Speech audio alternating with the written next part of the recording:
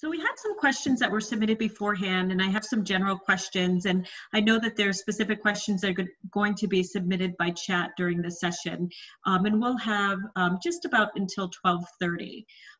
But the first question that I have is, what is it like to be a law student? Could you describe what your typical day is like? And I think, Juliana, I won't start with you every question, but let's start with you because, you know, preparing for first year is a lot. And so what should students expect as to how their daily rhythms will go? Yeah. So it's very much up to you on how you want to go about your day, right? So for me, something that I really value and has absolutely made my experience awesome is becoming really close with my section. So a typical day is I'll get up, you know, eat breakfast, drink water. It's that simple, but I do want to put that out there. I get to campus for 8 and a lot of my classes are like 10, 11. And it's just like a nice time to just review with your section. I'm in section A, and basically what that means is your first year, those are the people you have every class with. So you have your group that shows up early. You just kind of talk about the reading, what was difficult for you guys. You just kind of hash it out right before class. What are you doing over the weekend? And then, of course, you have your classes. And I schedule things out. You know, what I like to do my homework like 2 days in advance. So if I have a homework assignment on Monday, I like to do it that night for when it's due on Wednesday. You really should pay attention to what your personal preferences are. So you go to class, you find time to work out because your mental and physical health is so important, and you should schedule time for that too in your daily life. So that's something that I really enjoy doing. I go home, I do my schoolwork, I make dinner, and then like an hour of relaxation before bed. So that is what works for me. And I know maybe that's totally conflicting with some of y'all may have thought the day goes by, like how it goes, but I there's room for self-care and looking out for yourself. So that's a typical day for me. Thank you. Let's go to Jessica I, because I know you have demands for school and out of school and balancing work. So maybe you can comment as a second year what your day is like and how you interact with the school and other obligations. Yeah, of course. So, kind of to echo what Juliana said, and just to kind of give a little bit of background, I have a 13-year-old daughter, well, 12-year-old, she's not 13.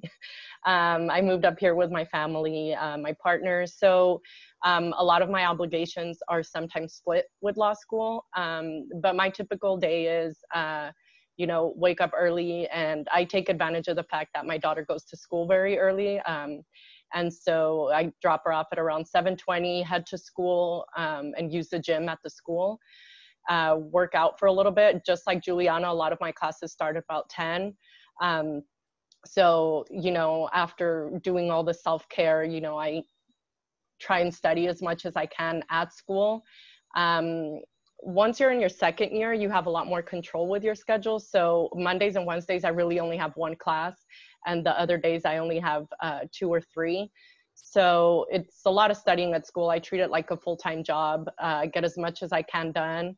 I don't do a whole lot of socializing at school, as much as I did my 1L, because as Juliana said, your sections are pretty much who you stay with your first year. And your second year, your section kind of breaks up a little bit. So your friendships kind of separate. And you have to make more of an effort to kind of stick with your friend group, because you all go on your different tracks, career tracks. But, headed about 4:30 or 5, I head home. On some days I'm working in the admissions office. But I typically treat it like a full-time job. It kind of gives a lot more time for me in the evenings as well as on the weekends. But yeah, pretty much 7 to 5 is dedicated directly to law school. Great, thank you. Brandon or Jessica, do you have anything to add about your day, or especially Jessica as a third-year student, how the rhythms change? Oh, do they change? So the first year, I mean, you're adjusting to an entirely different world. I I work best at night. So that's what works for me. I go to class. I do what I need to do for class. I'll stay at the school for, you know, a decent amount of time. I go home. There's some days where you like pack a dinner and you eat while you're working, but there's other days where you can go home and just kind of, and I live a half hour away from the school. So I take my drive as a way to just kind of like decompress and not think about, you know, maybe a cold call went wrong, or, you know, maybe something happened at school that I'm just really stressed about. So I use that half hour drive as just kind of like my time to just be by myself and decompress on the way home. But then when I get home, I like to, when I get home, I like to give myself a minute too, just to like unwind, and then maybe have some dinner and then get going again. That just worked for me all 3 years. I think my second year was, so the years are funny because the first year you don't really know what's going on and you just kind of figure it out as you're going. But the second year, your professors are under the impression that you actually know what you're doing now. And so they load on the homework and they load on cases. And me personally, the way I stacked my classes, my first semester of second year was a lot. So I found myself, you know, taking quick power naps in study rooms, just because. But then the third year is where I got all of my like practical hands-on learning. So that was also another transition and another challenge in and of itself. But the years definitely, once you get the hang of it and you grasp what you're doing, you figure out what works for you, and it all comes together. Thank you. Do you want to add something, Brendan, or? Sure. So I feel like bits and pieces of what everybody has said has also worked for me. What Juliana was saying about treating it like a job, and Jessica talking about it, treating it like a job. I do the same.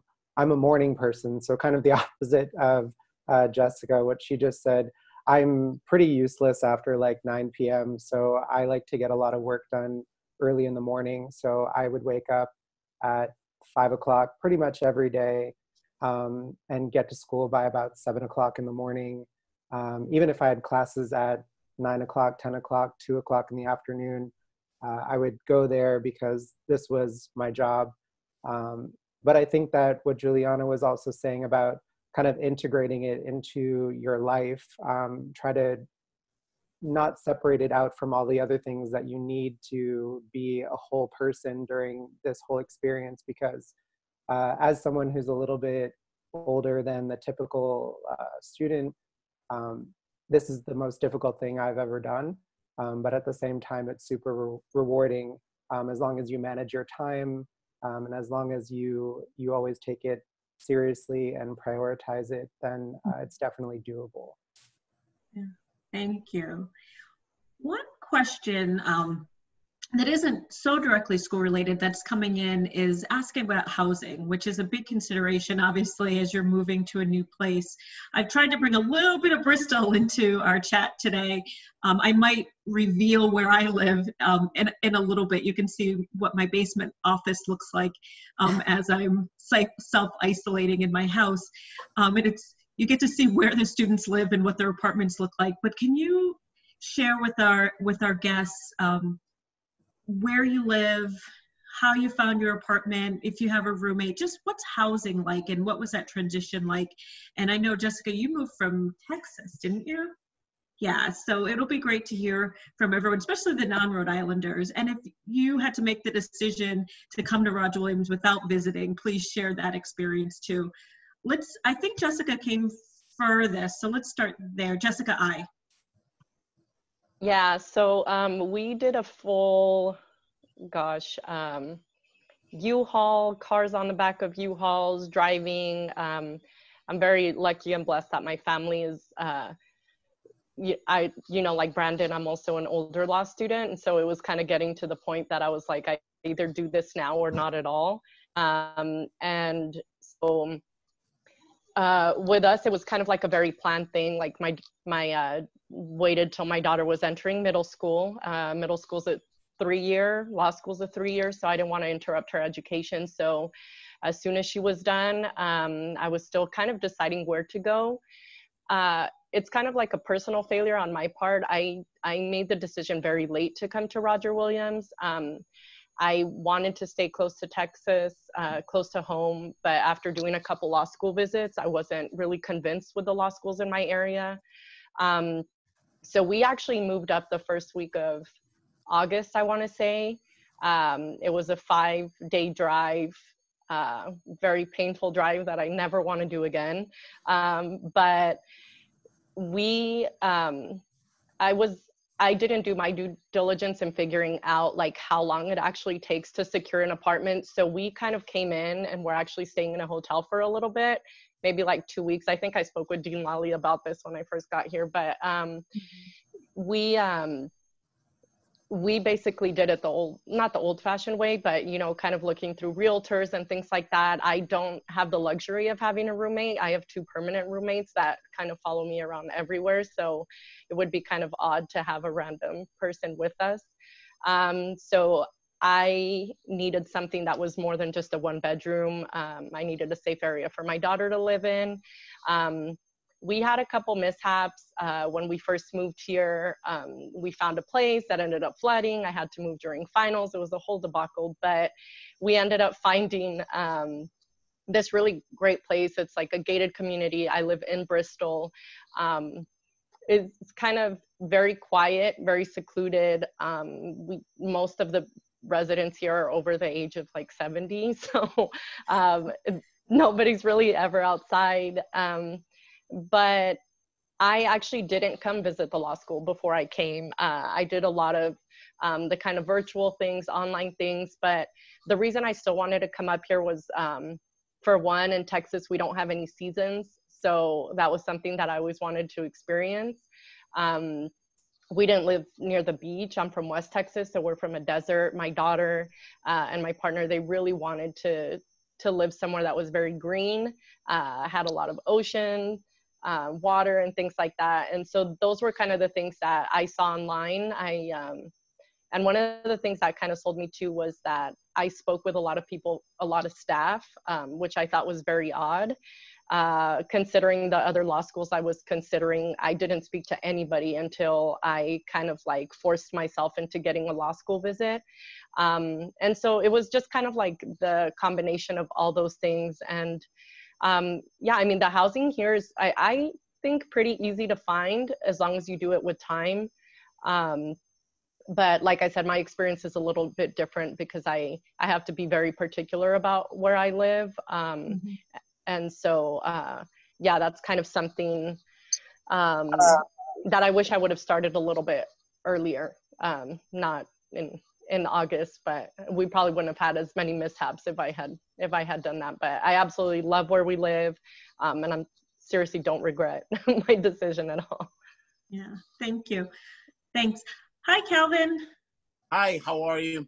Good. We're in the middle of a question, so we're going to finish answering this question, then I'm going to come back to you to have you introduce yourself. So feel free to take a few minutes to get yourself settled. I was curious from our panelists if anyone used the housing listing through the admissions office to find their housing. No, they didn't. I'll jump in. So does someone else, well, okay, here's another question. Does anyone live in Bristol and want to talk about just that process of, or does anyone have a roommate who's another law student? Okay, Jessica, why don't you share that with us? Thanks. So my roommate story is my favorite story to tell. I used the Facebook page that was set up for my class, and I had saw that somebody else posted and said that they were from New Jersey. I was like, great, me too. So I look and she said that she was from Passaic County, and I was like, oh, great, me too. So I, as you know, any person does, I went on to her personal Facebook and I stalked her a little bit. And I saw that she was from the next town over from me. So we live 6 minutes apart. Also, she's accepted to Roger Williams, obviously. And so I reached out to her and I said, you know, I don't know if you're looking for a roommate, but I see that we only live 6 minutes apart from each other in New Jersey. If you wanted to like meet, get coffee, get to know each other, see if that could work out. And it did. And we've been roommates for all 3 years. We've lived in the same spot for all 3 years. We live in East Providence, and having not been in Rhode Island ever in my life before that, I just kind of looked on the map and said like, oh, like that looks like a great place. Let me see how close it is. So we kind of structured it so that we were sort of in between Bristol and Providence, knowing that our 3rd year would mostly be in Providence, which it was. All of my classes last semester were in Providence. I wasn't in Bristol at all. And I used apartments.com to find my apartment, and I actually stumbled upon it accidentally because I was in the process of, you know, getting inquiries from a bunch of different places, and I hadn't realized that I sent a message to my apartment place and they got back to me. So my roommate actually looked first. She sent me pictures and said, you know, I really like this place. So me, my fiance, and my dad actually all drove down to look at it in person. And we've been there ever since. So. Great, thank you. Calvin, welcome. So Calvin is our president of our Student Bar Association, which is in law school speak, that's our student government. So thanks for joining us. If you could, you can give your name again, but if you could introduce yourself with where you went to undergrad, what you majored in, and we had everyone say why they chose Roger Williams. If you'd like to share something that you like about the community, that'd be great.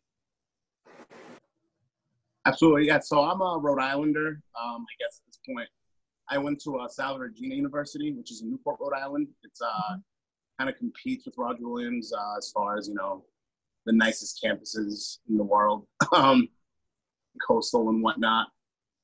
And I majored in juvenile justice, administration of justice, and concentration juvenile justice.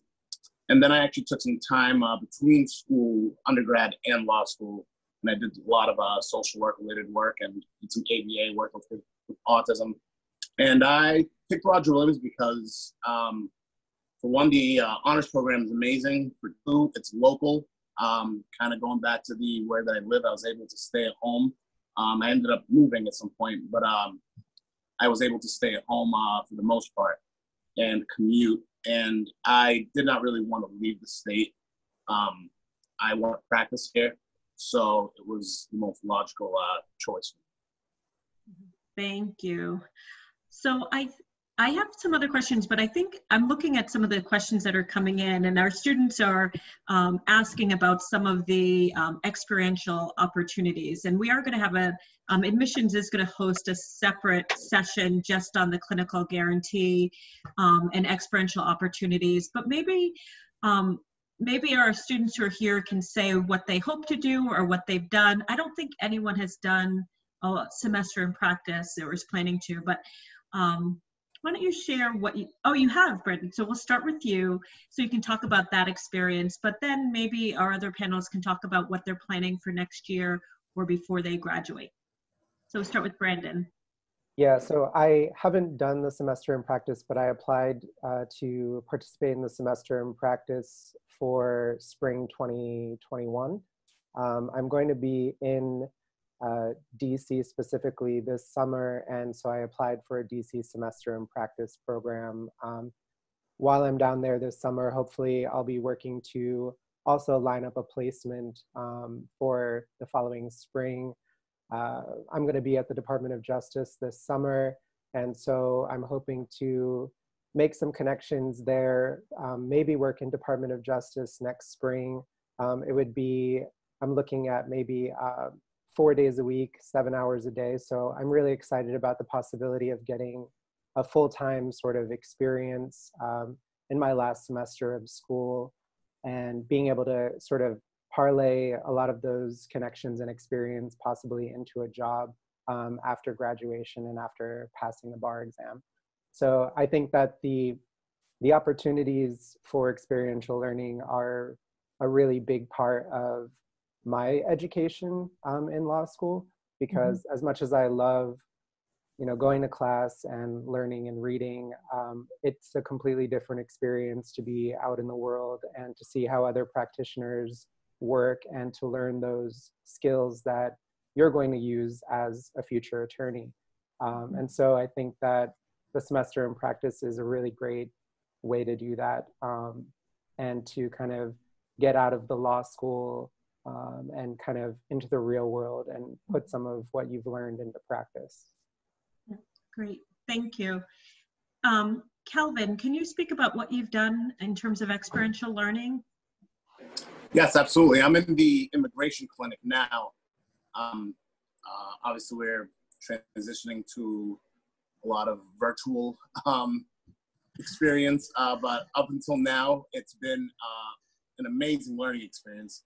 It really does thrust you right into the thick of it. And we are assigned 4 cases from the very beginning, and we hit the ground running. You really feel as if you are an immigration attorney, and you learn what it's like to be one, because when you go out into practice, you'll essentially just be repeating those motions, no pun intended, over and over again. And it's very, very valuable. I wouldn't have changed my plans in any way. It is a lot of work, but if you're passionate about that particular subject, I found it incredibly rewarding. And I know my clinic mates have as well. They've gotten somebody, off the deportation list. They've gotten people granted asylum. And when you see those, Jess knows about it.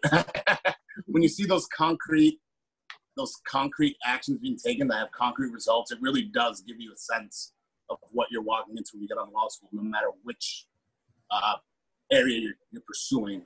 At the end of the day, law is law, and if you'll never reward, it's what you enjoy doing. Thank you. And Jessica, maybe as our other third-year student, like if you can talk about the experiential work and even, Yeah, so kind of to bounce off what Kelvin had just said, my client last semester was the young woman who was granted asylum, and that was by far the most rewarding and valuable experience. Like nothing can compare to that. The amount of effort that was put in last semester. I drafted a 32-page trial brief that was submitted to the immigration court in Boston. Kind of got like all the evidence together, country condition reports, affidavits from her, and just looking. I mean, the case was in the clinic for 8 years, since 2012. And so many students before us, and Zoe, who's not on right now, but she was actually the one to argue the case. And just, so I went to the hearing as well. And it was just so great to be in that. It was very surreal to, all the efforts that you put in, and with Zoe, with prepping her and getting her ready for the hearing and making sure she was in like the correct headspace. So to be in the courtroom and have the judge say to her, like, it is my honor to grant you asylum. And, you really can't put it into words how awesome that was. Yeah. Thank you. One question that comes up sometimes, and there will be more information I said about the clinical guarantee, but with our externship programs, if someone, Jessica, you work in admissions, so you might be able to do the laundry list, but sometimes students are like, can I really do this? Can I really do the immigration clinic? Or how competitive is it? And if you could kind of speak to that briefly, like, do you feel like students are able to participate in the experiences that they're looking for? We'll do Brandon and Jessica I. Yeah, so definitely, I think one of the things, and I've spoken to several students, I think, that may be on here, but I think one of the things, especially like your first year, it's a huge concern whether you're going to be able to either get internships, get externships, do some of the clinics and things like that, which are very valid. I felt that way.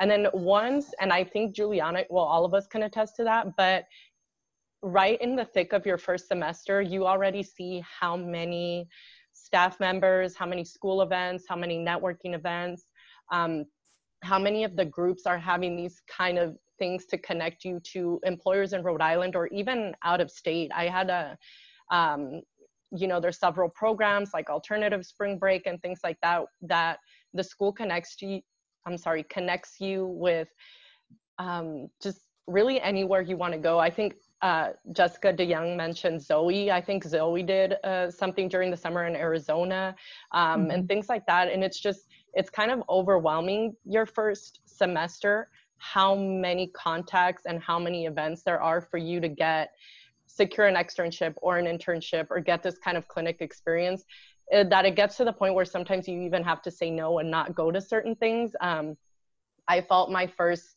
semester going to a lot of like the bar, the admissions office, and everybody, they just put on so many things. I was very lucky enough to meet through one of the networking events that admissions put on, to meet the Fall River Public Defender's Office, which is somebody that I ended up doing street law with, that I've now secured an internship with for this coming summer. Through one of my professors, I ended up meeting somebody that I actually secured an internship last summer, who's a private criminal defense attorney. So it's just, the opportunities are overwhelming. You're gonna have a lot of opportunity to apply for clinics, to get into clinics, to get internships and externships. And even if you're having issues, like if you're not from the area, everybody does a really good job, I think, of connecting with alumni and with faculty. And so that's kind of my experience that I've had. I think sometimes the support you have sometimes is, I don't want to say too much, but you really have to kind of stop yourself from going to everything and saying yes to everything. So the opportunities are definitely there. Yeah. So I said, yeah, Brendan, Sure. Go ahead. To sort of echo Jessica's comments, I think that the Career Development Office is amazing at Roger Williams. I am always astonished at how far they will go to help you succeed. You don't ever feel like you're sort of left hanging. They want to prepare you in every way possible. As soon as you get in, you're already making an appointment with a career counselor and reviewing your resume and really figuring out how are you going to move forward in your career search while also being a student. And you have 3 years of law school, but you're thinking about this from day one, which I think is really, it's overwhelming, as Jessica said, but it's also really great because it is something that you have to prepare for. I've gone to a couple of career fairs as well outside of Rhode Island. And I think that, again, the level of support that you have from staff is really critical. And I wouldn't have felt as successful if they weren't so supportive. One of them that really stands out to me is Equal Justice Works. We went last fall to DC, and 2 staff members from the school came with us. And one of them, Veronica Paricio, who is the assistant dean for career development, she, was like this amazing cheerleader and was there with like, do you need gum? Do you need mints? Do you need us to review your resume? Do you need us to practice questions out in the hallway? Do you know what you're going to talk about? Like, really just having those people there didn't make you feel like you were alone in trying to make sure that you could secure, a great internship somewhere or make those connections that you could use in the future, for the following summer. So it's more than I think I could have hoped for in terms of just career preparation. Yeah, thank you. You actually anticipated where I was heading next because, as our admitted students are deciding where to attend law school, I think 2 things in terms of output measures are really important considerations. So that's am I going to be prepared to take the bar, and am I going to get a job? And so you spoke a lot, Brendan, which is helpful about career development and kind of some of the nuts and bolts and support that they have you so that you're ready to apply. But maybe some other people want to comment on some of the other job opportunities or externships or summer experiences that they've had. And then also our third year students, like, are we preparing you to pass the bar exam? So do those two together. And so if you just raise your hand, whoever wants to go first or next. All right, Jessica D, thanks. So after graduation, I have a clerkship in New Jersey. And I don't know if that clerkship, I don't know if that clerkship would have happened had I not had my internship last semester. Last summer that I got through an alumni. So the Alumni Connection at Roger Williams is enormous, probably bigger than you can actually think of. And as I was thinking last year about what I was going to do for the summer, I also talked to Veronica in career development, and she had given me a spreadsheet of every Roger Williams alumni who had clerked in New Jersey, and said, just, reach out to them. So I did. I got coffee with one alumni who is not too far from me in New Jersey. So I met up with her over spring break. But when I actually, through Jonathan Pierre, Jonathan. I reached out to him because he actually was clerking at the time last year when I was, looking to apply for the internship. And he was the one that actually passed my resume along to the judge that I actually had interned for.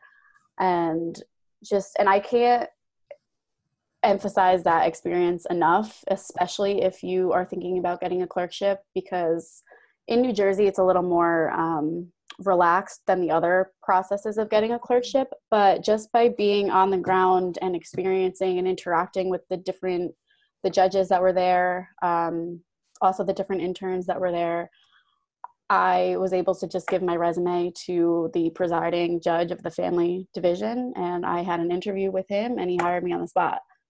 So it was just so easy to make those connections, and that was even easier through Jonathan being, a familiar face and just somebody to get my name out for me. So the connections are huge. And what was the second question? Oh, and the bar. That little thing that's coming up. Just, not too far. No, our bar specialist, Brittany Raposa, is fantastic. When I say she has more resources and more knowledge, and she calls this like the bar exam black market that she gets all of her things from, she's just, I don't know how she does it. And she's always available. She responds to emails within like 10 minutes. I was just emailing with her this morning. Just very quick to respond, and she's younger too. So she didn't take the bar that long ago, so she understands where we're at. She has all of these different charts and outlines for us to help us try and get ready for the bar. And every Wednesday night I'm in the Alr class, which is now mandatory for the third year students.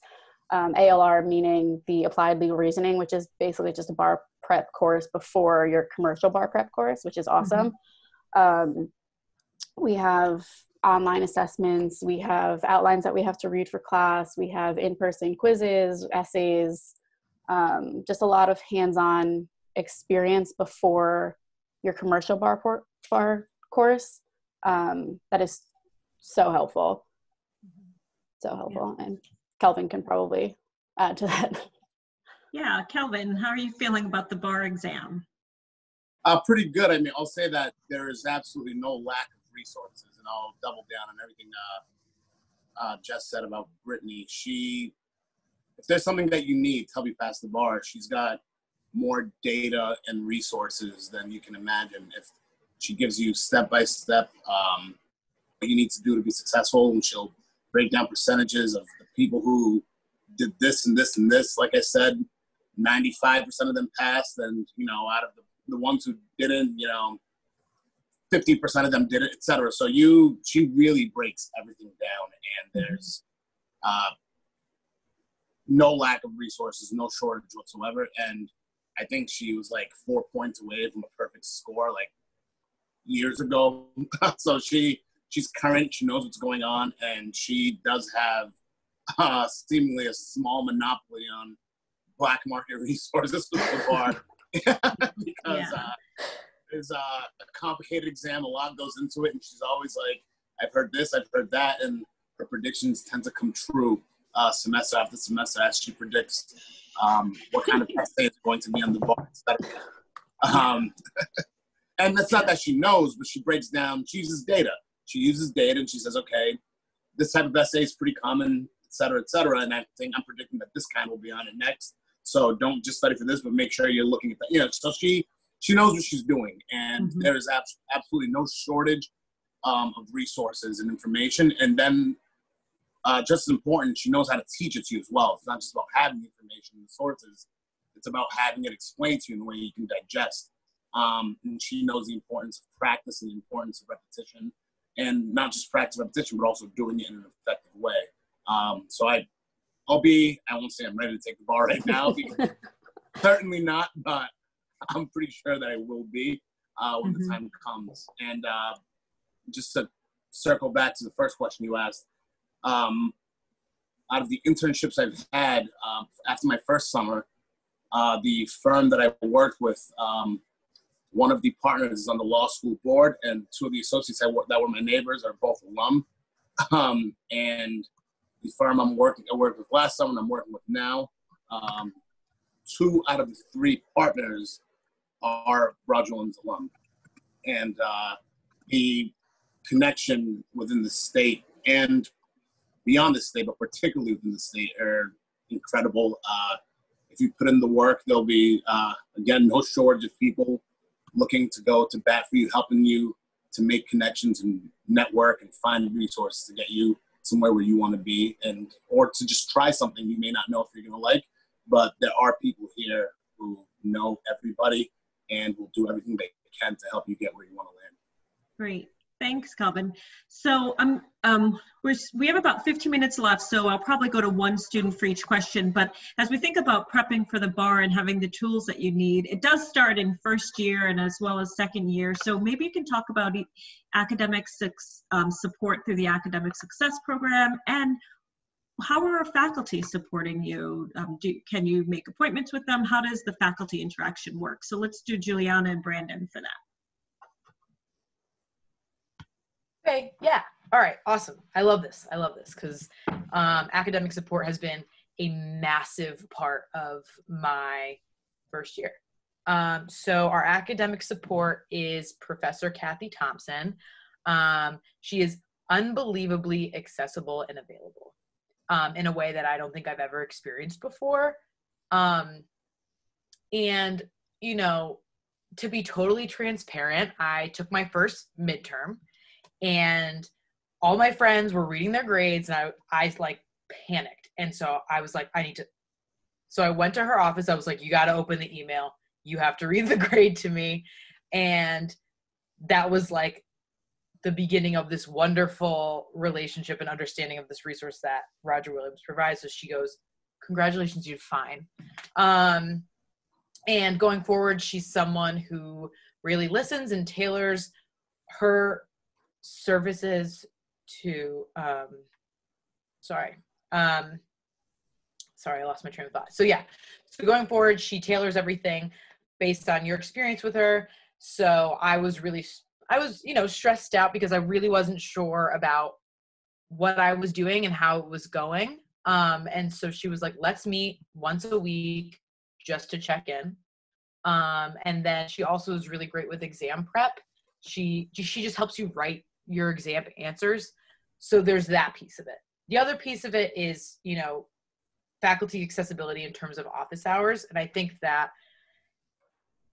from my experience, everyone does things differently. But they're always there. Like I have torts once a week for an hour and 40 minutes. And then after that, my professor stayed with me for an additional hour to talk about our exam, you know, and how I did and what I can do to improve. So it's you rarely walk through the faculty offices and not see someone sitting there, you know, waiting to enter and just talk about how class went. I think they are very understanding of what you could possibly be going through. Mm-hmm. So at like the beginning of classes, you know, last semester and this semester, they say, see me for anything academic, you know, mental health wise, whatever you can talk to anything. You can talk to me about anything. And if they're not there, they're right there ready for you to email them. So without that, I don't know how I would be like handling myself, because law school appears as this very independent, rugged experience. But I think that Roger Williams does a good job of calming everyone down and just being like, hey, no, like we've got your back. Don't feel like you need to do anything alone. So I'm always utilizing. I'm in office hours 2 to 3 times a week. And just to be like, am I getting this, you know? And it's very candid conversation. And it's a very supportive environment. So that I really believe should be a big part of your first year. So you don't feel like you just need to figure things out on your own because no one's rooting for you, but everyone's rooting for you. So I think people are here for you. And I think you should utilize that. They're not just sitting in their office, you know, or they're not, you know, doing anything. They're in their office for 2 hours additionally after class waiting for you to stop by. So I think that's a huge part of, you know, making law school very successful for you. Thank you. And one of the things I want to point out about the way our building is designed is that if you want to go to a faculty office, you literally walk up to the office and usually the door is open or you knock on the door. So there's no like physical barrier. You don't go through faculty secretaries because you want to see your professors. Let's transition to the next question because I'm just mindful of time. What do you do outside of class? What do you do on the weekends? What student groups are you in? Give us a fuller picture there. Let's start with Kelvin because you are the are a fearless leader in terms of student organization. So thanks. Well, so my first year I was in BALSA, the Black Law Students Association, and then there's several groups that you can be part of. SBA, we just oversee and fund and help keep the other groups informed, running, funded, etc. And Juliana here is our first year representative. And there's a plethora of potential groups that you can be a part of. Again, SBA is just one group where the kind of like, I guess, the mothership, if you will. And groups come to us to explain what they're doing, what they want for funding. And then we have all sorts of different subgroups. Sorry, I've been trying to hold this dog because he's trying to jump all over the place. And there's no shortage of potential. If there's a group or a particular subject of the law and you want to start a group, there's an opportunity for that. You write a constitution. There are people to help guide you with that. And so some people do consider that. That's part of their fun. That's part of the experience. And the first year, some people are a little weary about joining into groups because they feel that they're a little overwhelmed and stressed. But I think that, past the first semester, you really start to kind of get a feel for what you're doing. And there's absolutely nothing wrong with joining the group and then, looking to be the president or on the board, the vice president, treasurer, secretary, et cetera, class rep of not just the SBA, but there's a particular group you're interested in, whether it's the Alliance, the Latino Law Society. Wait, the Alliance, what can you say? Alliance is it's the LGBT. Thank you. You're welcome. Sorry, I should have specified. So there's no shortage of opportunity, and you can run for positions on those boards as well. So it's not just the SBA. And as far as things I do for fun, I would just stress that as a first year, it is very important to remember not to lose sight of who you are. Don't think that law school, just because it consumes your life, because it will to a degree, you also have to make room for the things you love. Law school doesn't mean that the things you love disappear. Still make room for your hobbies. If there's something you enjoy doing once a week, make sure to make time for it, because at the end of the day, you'll be better for it. Because if you're ignoring those things, it'll start to kind of shift the makeup of how you're looking at things and what your perspective is on the experience. So make sure that you're staying true to who you are yourself, and letting law school just be something that's improving and enhancing. Thank you. So let's do this as like a speed round. So I'm going to call on everyone. So list not all your student groups, list your favorite group and like your favorite event for them. And let's try to be quick. Let's start with Jessica. So like your favorite student group that you're a member with, and maybe one event to highlight for that group. Oh, Jessica, sorry. Yeah, so mine is groups that I'm in: Phi Alpha Delta, Criminal Law Society, Latino Law Society. I have your resume now. Oh, yes. But what's the highlight event for, pick one organization and maybe a highlight event for that?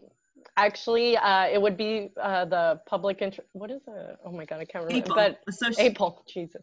Association for Public Interest Law. Yeah. So my favorite event is actually the dean has people over at his house. He invites like the whole class over, with literally like the whole school over to his house, and we have a potluck, and we kind of all get together. That has been my favorite event, honestly. Great, thank you. Brandon, and then we'll go to the other Jessica. So I guess not to repeat Jessica, I'll choose a different event. But I'm in the Association of Public Interest Law as well. I'm the treasurer of the Health Law Society, which was a group that was resurrected last year, or at the end of last year. And I've participated in events with the Alliance as well. So as a member of and an officer of the Health Law Society, I think one of the great things that we've done is bring in opioid overdose trainings, and open that up not just to the law school, but the entire campus. So we've had undergrads come to some events as well. So I think that, and not just that event, but as an organization, we're focusing on the legal aspects of health and healthcare and how people interact with it, but also focusing on the softer parts of it, like, that aren't legal, but just mental health. Are we all taking care of ourselves? Are we being mindful of time management, taking time for yourself as well? So I think that balancing those two things has made being a part of Health Law Society a really great experience for me. Thank you. Jessica D, and then Juliana. I am the secretary of the Intellectual Property Law Association, and I am the 3L representative for the Family Law Society. My favorite event that happened last year, actually, which was supposed to happen this year as well, but it was a panel discussion much like this, just in person, at a restaurant in Fall River. So it was a way to take school outside of school and interact with the community and the intellectual property lawyers from the surrounding area. Very informational. It was a chance to also group up with another student organization on campus, which was cool. But yeah, that was interesting. Great. And Juliana? Hi, yeah. So I am the 1L rep for my section for SBA. And then I don't know if this like constitutes groups, but I'm a student ambassador through admissions, and I am a street law teacher. So those are like my extracurriculars. I didn't do a ton of groups this year. But I think my favorite event is something that like our section kind of made up that I did as 1L rep, and I just hosted a huge Secret Santa. And that happened within our section. It was cool because going forward, I saw friendships form as a result. So it's like a mini little thing that we decided to do, which was really fun. That's exciting. Thank you. And you mentioned there was a question that we'd gotten previous, that you did street law, which is teaching law in high schools and some middle schools throughout the state. And so there was one question about pro bono. And so you're a first-year student, and first-year students do pro bono on Fridays, or many students just did the alternative spring break, and they were at different placements throughout the country. So yes, pro bono happens kind of throughout law school. We are almost done with our time. So we have about 3 or 4 minutes. And so I just want to invite the panelists. So remember when you were making your decision about where to attend law school, and do you have any closing advice for our admitted students about why they should seriously consider Roger Williams? So we'll go in reverse order that we just spoke. Okay, so Calvin raised his hand. So we'll go Calvin, Juliana, and then we'll see what we have time for. Sorry, I'm on the top left on the grid here. So I don't know. You're on my bottom. Okay, so Calvin. My advice would be that if you want to go somewhere where you know the professors and the professors know you, Roger Williams is the place to go. Your class may be relatively large, but the professors know you. They know who you are. They take the time to speak with you. And I've never had a professor who is not, even if they're on their way somewhere, is not willing to stop and engage with you. They're willing to engage with you outside of the school. We had our Champions for Justice event where it's it's our biggest fundraiser for the school, and one of the most sought after auction items is the Dean's Drinking Club, where the dean and a few of the other deans will take you out for drinks along with a big group of selected group of students. Not Dean Law, but it's so personal as far as the interaction you get here, and nobody's ears are ever shut to anything you want to say. And then I can't stress enough just the amount of goodwill, good reputation, and to a degree a bit of pull that the law school has with the local bar and bench as far as just knowing everybody. I've met more judges in my experience here than I ever had in my life, just through casual interactions, events set up by professors, judges who are adjunct professors. And it really is about connections and networking, and you can't really get any better than what you're going to get here, honestly. Yeah, that's a good note to end on. But let's hear from one other student if we can have a volunteer. Jessica DeYoung, thanks. Really quick, I just want to highlight the support that comes before you even get into to start law school through Jumpstart. I did Jumpstart, and I cannot emphasize that enough. It's a week before you start, and it's run by a faculty member who I'm sure it's going to be Professor Sack again. She's done it for several years. She teaches criminal law. She was my criminal law professor. So I was able to see her teaching style before even starting. And, she holds a mock a mock exam the last day. And they teach you how to case brief and how you should be reading your cases and the important things to pick out of those cases, and really just kind of throws you in before it's real. I mean, you should take it seriously, obviously, but before, you're in the class and getting cold called from professors through Jumpstart, you're able to just kind of learn how to manage that. And it's extremely, extremely helpful. Great. Thank you. Well, I'm going to take some liberties because I'm the only, well, no, I'm not the only alum because Kate Vieira is also an alum, but I remember making that, trying to decide between law schools. And as a student, I wanted to be someplace where I could be a big fish in a small pond, or where people would know who I was, know me by name, know what I was interested in doing after graduation, and help me succeed. And that was a big part of why I chose Roger Williams, why I came back to be a part of the administration, and what I work with my colleagues to try to deliver to our students. And so whether you're like Jessica I and want to do immigration law, or like Brandon, that you want to be in DC and you have an exciting opportunity with the Department of Justice, it's creating the right opportunities and the right training for each student. So I hope that each and every one of you will be joining Roger Williams, but I hope we shared some helpful information with you. Best of luck with your decision. Feel free to follow up with anyone you met today, with me directly, and of course with the department, with the Office of Admissions. So good luck and thank you so much. Kate? Thank you very much for attending.